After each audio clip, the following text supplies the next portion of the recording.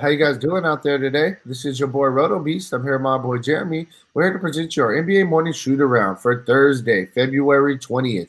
If you're new to this channel, please make sure and click the subscribe button below. This way you can watch all of our NBA, NFL, and MLB videos.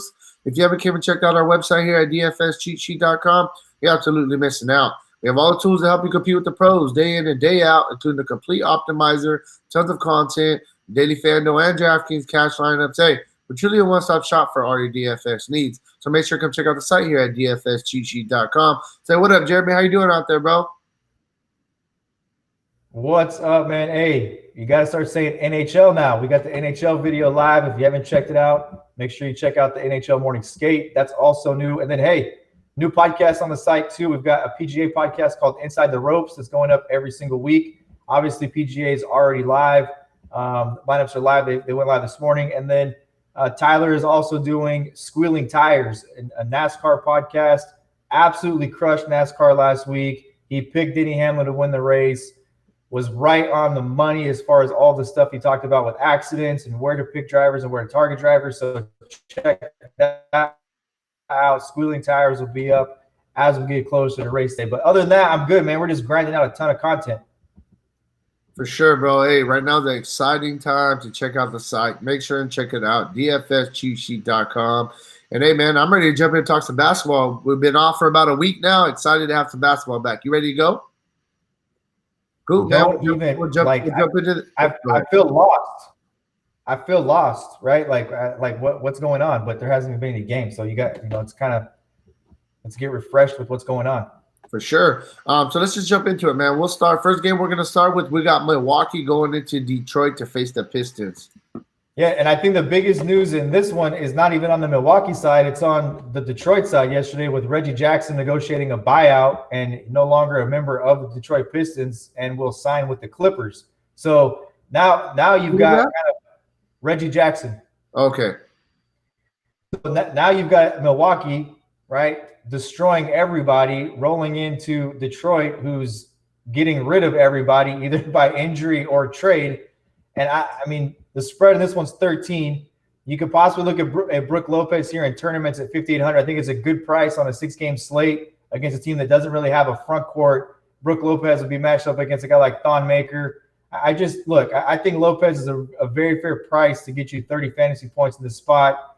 I just think it's very risky to pay 11-2 for Giannis on this slate with this big of a spread.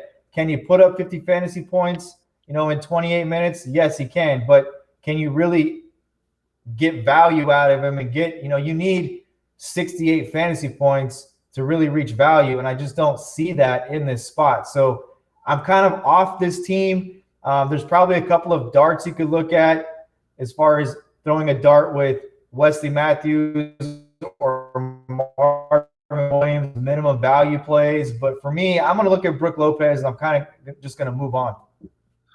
Yeah, I mean, on the Detroit side of things, like you said, they're shipping people out. They're trying to give all these young guys opportunities. I definitely think there's some guys that we could look at. They're a little bit more GPP play, just because Milwaukee is a really good defensive team, and it is going to be a tough spot. But you can look at guys. I'll start with Derrick Rose, man. They shipped out Jackson. Derrick Rose is going to be the guy that they're going to play. He's going to get some run, but as much run as he can handle, basically. At 5,500, a very fair price tag for him. While the price tag is low and he's going to play 30 minutes and he's been playing well this season, I think that you could look at Derrick Rose. A guy like Bruce Brown is going to get some extra minutes as well. He's already playing a bulk load of minutes as it is at 3,800, almost a bare minimum price tag. I think that he's a guy that's in play. Outside of that, I mean, you could possibly look at Christian Wood at 7,400. The guy's been playing very well, since getting that started role. Like I said, if he's going to be matched up against Giannis, though, it is a little bit more of a tough matchup. I still think you could consider him in GPP. Also, you can look at a guy like Thon Maker at 4,700. The problem is they also got John Henson that's getting some run as well. So they're kind of in like a little bit of a timeshare. But nonetheless, for me, I really just think it's Derrick Rose. And that's really where I'm at with Detroit. Nobody else really excites me on that team. I think that there's a guy on this roster that could possibly just sneaky, maybe break the slate. Brandon Knight? You read my mind. You don't know. He's coming off an injury. He played 12 minutes. You ship out Reggie Jackson. Why do you buy out Reggie Jackson if you're not? First of all, why do you go get Brandon Knight, right? And then now it's kind of unfolding. Okay, you just negotiated a buyout with Reggie Jackson. But yeah, no. I don't know, man. He's worth. If you're playing multi-entry tournaments, he's worth some exposure because you don't know the minutes. He's a minimum value play. If he gets you 26 fantasy points in 18 minutes tonight, it'd be a guy that I don't know. This game could blow out. Hey, you know me, bro. I'm a Brandon Knight fan. It's always just been about if he can stay healthy. And even last year with Cleveland, when he started getting a little bit extended run with Cleveland, playing 20, 25 minutes. And hey, he was having those same Brandon Knight games that we knew from before. So definitely think he's a guy that you can look at in GPP. It's kind of a low-owned guy that could definitely get some run for sure. I like that call. I was going to bring him up, but I just didn't want to get ahead of myself. I wanted to kind of see him, in action a little bit first. Moving on, next game we're talking about, we got Miami going into Atlanta to face the Hawks. I mean, you could look at Jimmy Butler, you could look at Bam, you could look at all these guys, but the guys I want to talk about are two guys that are projected to start. That's Jay Crowder at 4,500. Really good spot. You take a look at what Crowder's done since coming over from Memphis in the trade. He's had a couple of really nice games, 43.7 against Portland. He had 39.6 against the Warriors. And Portland and the Warriors are very similar teams to Atlanta. Fast-paced teams, athletic, don't play a lot of defense. The Utah game, he had 22.1, but we know Utah is quite a bit different than Atlanta or Golden State or Portland. So I like Crowder at 4,500. I think it's a very fair price tag for him on a guy I think will be somewhat popular. I think you'll see him in a lot of cash games today. And then Goran Dragic, 5,100 for the Dragon in this spot. I like Dragic. He's playing a lot of minutes as of late.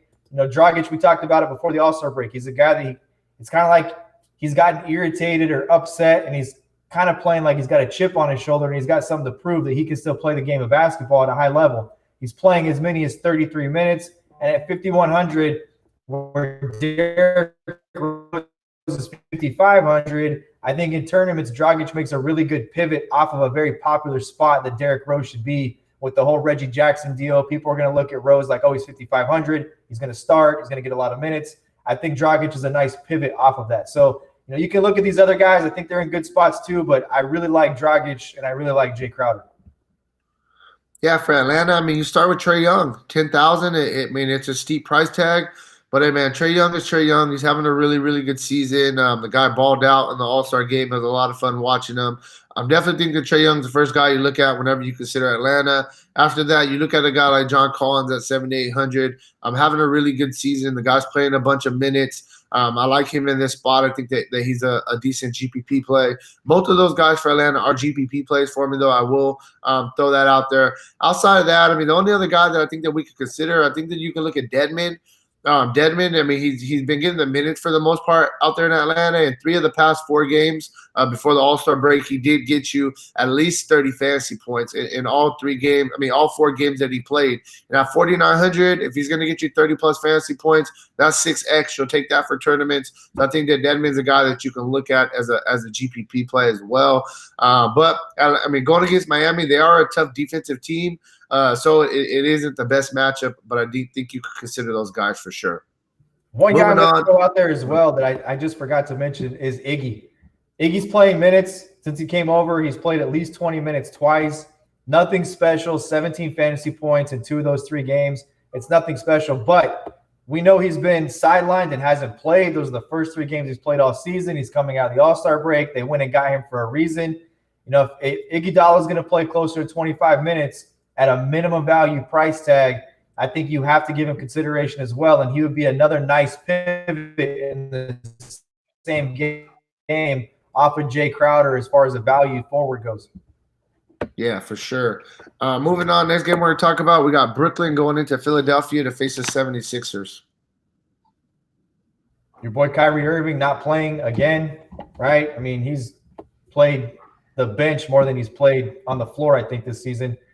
So Dinwiddie's in play, 6,900. And I kind of have a feeling that if Ben Simmons is to get ruled out, I kind of have a feeling that Dinwiddie could be the guy in the slate that goes under-owned, because you've got some other guys out there, Dragic, and you've got, a Derrick Rose in a popular spot. Dinwiddie could be the guy at 6,900 that goes under owned. And we've seen what Dinwiddie has done time and time again without Kyrie Irving on the floor. So Dinwiddie's definitely in play for me. I really like Karis LeVert, and that's really it. I mean, I don't like a lot of the matchups on the other side of this. I think there's value in other games that are better than some of the value in this game. But for me,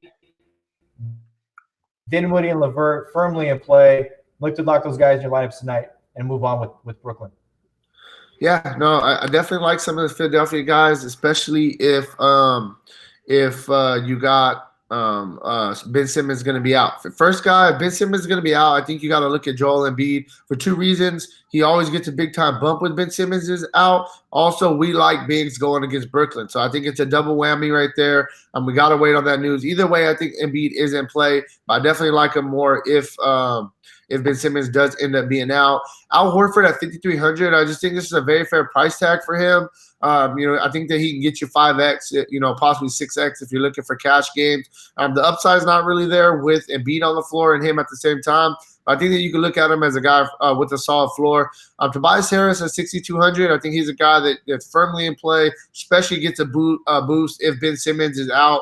Tobias Harris is one of those guys that nobody really talks about. He's just consistent, steady. You know what you're going to get night in and night out. He's one of the best scorers on that team. And then there's two guys that I'm going to look at if Ben Simmons is out. This is kind of really on the Ben Simmons thing. First, I'm going to talk about Josh Richardson.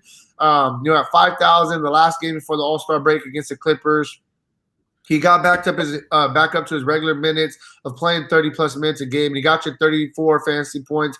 On a 5,000 price tag, that's 7x. So I think if Ben Simmons is out, Josh Richardson will start at the point guard. Start at the shooting guard, but he will run that backup point guard, so the minutes will be pretty solidified for him. And then lastly, I think a guy that will start at point guard and get some extra run will be Shake Milton at 3,700. I think that he'll be the guy that'll draw the start if Ben Simmons ends up it ends up getting ruled out. So it's really when it comes to Philadelphia, we got to wait on that Ben Simmons news. That's a humongous piece that we're still waiting for today. But definitely like Philadelphia going against this young Brooklyn team. I would say use caution with Shake Milton because he didn't play at all in the Clipper game. And the guy that played was Alec Burks. And we've seen Alec Burks with the Warriors this year. We've seen him play the point guard position. I like Shake Milton. I've liked Shake Milton all year. We've talked about Shake Milton when nobody else has. But I think it's a dumpster fire waiting to happen when you talk about Glenn Robinson's played 12 minutes in the last two games since coming over from the Warriors. You've got Alec Burks on there. We don't know what they'll do with Thibault and Korkmaz. I mean, the 76ers have way too many players on their roster, and with Ben Simmons if he's going to be out, I just don't know. Who do you pick? Because you've got all these other guys. I don't think any of them are solidified plays. Yeah, for sure. On the Charlotte, we're going to move on. Next game we're going to talk about, we got Charlotte going into Chicago to face the Bulls.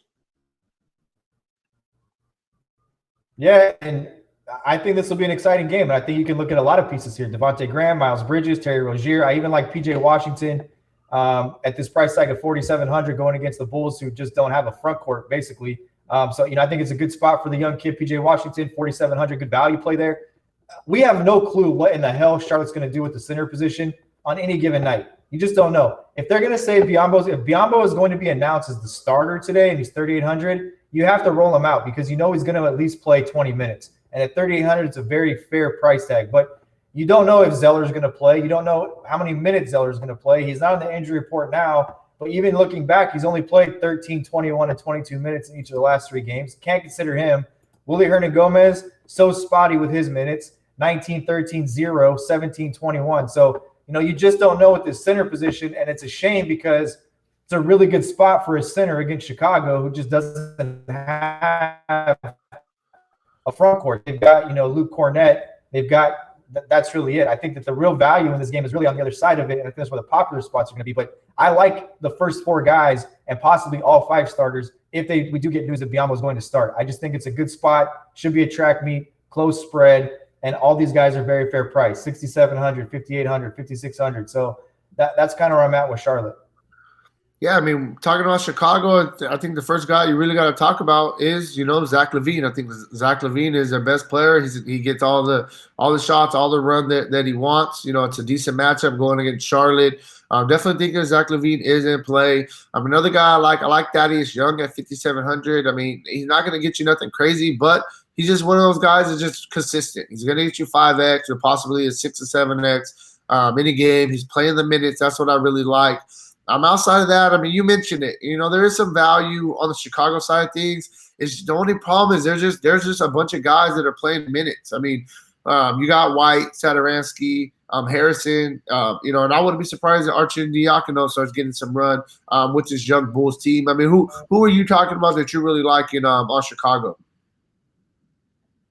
I love Arch Diacono. I just, to me, I like Arch Diacono more than anybody else. I know that people are going to watch this. They're going to say, what about Shaq Harrison? He's only 200 more on FanDuel. I don't have a problem with him either. But, in tournaments, for me, I kind of want the guy nobody else is on. And if you look at it from terms of ownership, I think that Harrison and White are going to load up a lot or garner a lot of ownership tonight.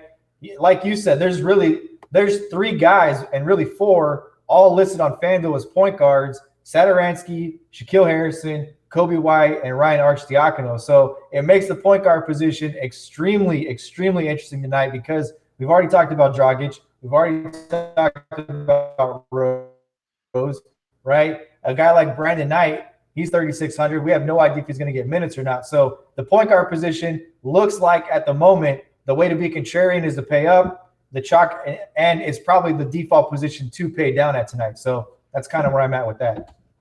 For sure. Moving on, next game we're talking about, we got Memphis going into Sacramento to face the Kings. This is my favorite game on the slate. I think this is going to be a really interesting game. The first guy that I want to get some exposure to is Dylan Brooks at 4,900. Been playing Dylan Brooks all year. I've been a fan of this kid since he got in the league. He showed a ton of upside when he first came in, just inconsistent. Last year was kind of not even he was just an afterthought. But you look at what he's done this season. At 4,900, he has not had the best games over the last 3, only 18, 14, and 12. But you look at the run this guy was on prior to that, 33.7, 33.1, 43, 24.6, 29.3. So we know kind of what you can expect out of a guy, and 4,900 is a very fair price tag on a guy that has 28 to 36 fantasy point potential in a game that's going to be up and down the floor. It's a very close spread. You have to like Ja Morant at 6,700 as well. With all the value on the board tonight, Morant's a guy you could possibly look at as well as being low owned. And then last but not least, Jonas Valanciunas is having a good year. He's having a really good year. 7,600 is a steep price tag for a guy that doesn't play a ton of minutes, but he has played at least 26 minutes in 7 of his last 7 games, playing at least 30 minutes in 3 of those games. And he's had some monster games, 61.4 against Detroit, 40.5 against Philadelphia, 44.6 against Portland. So playing against a Sacramento team that doesn't really have a center, that they kind of default this rotation with Bjelica playing the 5. I think that Valanciunas is another guy you could give consideration to as Brooks, Morant, Valanciunas. I like them a lot in this spot. Yeah, I mean, on the sack side of things, there's definitely some guys that we can look at that I'm liking. I mean, there's a bunch of guys actually. You talked about it. I think this is a really good game to target tonight. I'll start with De'Aaron Fox at 7,800. The guys, he was injured for a lot of the earlier in the season. He came back and he had a really good stretch, and I think that you can look at him. Buddy Hield coming off the bench is a really good play. He's actually been thriving a little bit more off the bench. At 5,700, he's a guy in play. Bogdanovich in that starting lineup. Bogey's a guy that we know has 40, 50 fantasy point upside. Can definitely crush this price tag if he gets run. The minutes have been all over the place, so it's kind of tough. Probably more of a GPP play, but definitely think the upside's there, especially in that starting lineup. As much as I don't want to talk about him, I will bring him up. Harrison Barnes at 4,700. I mean, you need 24 for value. The guy's averaging 27 on the season. He's a guy that can get you 6X on this price tag. He plays the minutes. They like this guy. I think he's a guy I'm playing. Last but not least, with the bigs being hurt for Sacramento, Bjelica is a guy that's getting some big time run, and he's a guy that's definitely shown us some upside this year. But he's like like a lot of these Kings. A lot of the Kings are inconsistent. Some days they do good, some days they don't. But I think that he is in play. I mean, like I said, I think the most consistent guys for the Sacramento, though, are Fox and Hield. And then you can look at Bogdanovich. You can look at Bijalika, and you can look at Barnes as GPP plays. Good? Who? Man, you know who I'm talking about, bro. Hey, I just want to hear you say like one sentence that has Archdiacono, and Belitza. Nah, bro. I'm not doing it. Not doing it. Bro, why are you exposing me, bro? You're exposing me. All right, man. Hey, let's move on. Final game of the night we're going to talk about. We got the Houston Rockets going into Golden State to face the Warriors. So Eric Gordon it just came out that D'Antoni said Eric Gordon is doubtful to play tonight. If he's doubtful to play tonight, I mean, I think that just opens up a little extra run for Ben McLemore, Austin Rivers, and Daniel House. This is about Westbrook, in my opinion. I think Westbrook is in an absolute crush spot. I do think that the Warriors are going to get more run out of Green and Wiggins on the second half of this All-Star break. And I think because of that, 10-point spread is still a 3-possession game or a 4-possession game, right? And look, I think the Warriors are competitive. When they play at home, they score a lot of points. We just saw the Lakers before the break beat them 125 to 120 or something like that. And I think that Houston, their struggle is they don't have a good rebound, a center. They don't have a good rebounder.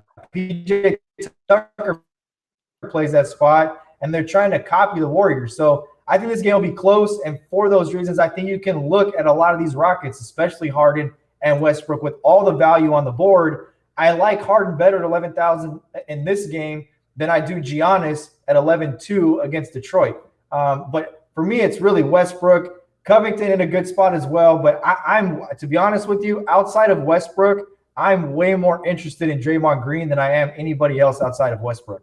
Yeah, no, for sure. I mean, I'll just start there for you. I definitely think that Draymond's going to get some extended run.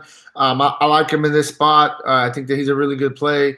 Yeah, definitely. He's underpriced. If he's going to play 30 minutes at 5,800, especially in an up-tempo game against Houston, great spot for Draymond here. I will definitely agree with you there. Outside of Draymond, I mean, there's a couple guys we can look at. I'll talk with the main other guy is Andrew Wiggins, 7,500. Since coming to the Warriors, man, the guy's had a few really, really good games. They need somebody to be that number one scorer. That's what Andrew Wiggins is, and I think that he's going to continue to be that for him.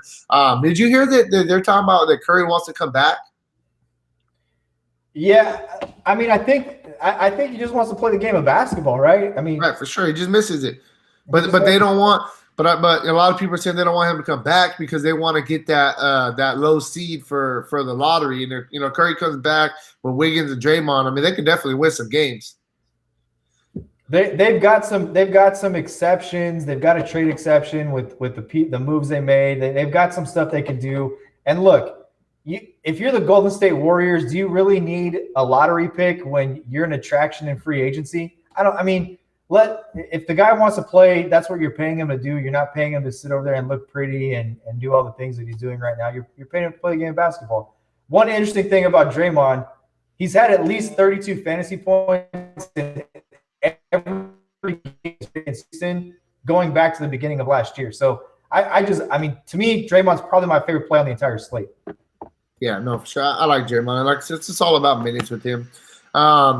Yeah, so Draymond, Wiggins are the main guys. I mean, a couple other guys I will mention. I think that you can look at Damian Lee as a GPP play. He's playing right around 30 minutes. He has shown us some upside this year. Another guy that's surprisingly having a really good season right now, since kind of getting the extended minutes role, has been Marquise Chris, man. The guy's playing around 30 minutes. He plays 28 to 30 minutes, and 3 straight games going into an All-Star break. He's got you at least 36 fantasy points with a 43 and a 47 fantasy point game in there. So showing us a little bit of upside. I think he's a guy that you can look at in GPPs, and that's really where I'm at. The only other guy I mean you consider as a GPP play would be Kai Bowman at 3,500, bare minimum price tag. You need 18 for value. He could definitely get you 25. But yeah, that's really where I'm at with the Warriors. You talked about it, Draymond. Great play. Andrew Wiggins, I think this is a really good game for him, up-tempo type game. And that's really where I'm at with the Warriors. One thing to note with all the value that's on the slate today, right? 2 of the guys you just mentioned, and Damian Lee and Jordan Poole, if you look at the Warriors right now, right, who they have on their roster after the trade deadline, they've got 9 guys. They've got 9, right? They've got 9 guys on their roster, and one of them is Juan Toscano Anderson, who I've never heard of in my life, and another one is Alan Smolijic. And Smolijic has played a little bit, but my point as a whole here is that Damian Lee, Jordan Poole, at their price tag, are going to play a lot of minutes tonight. They're going to play a lot of minutes. Yeah, for sure. So I think that's really where we're at with today's video. If you want a more in-depth analysis, make sure to check out the site, dfscheatsheet.com. And hey, good luck on your guys' contest, all right? Peace out.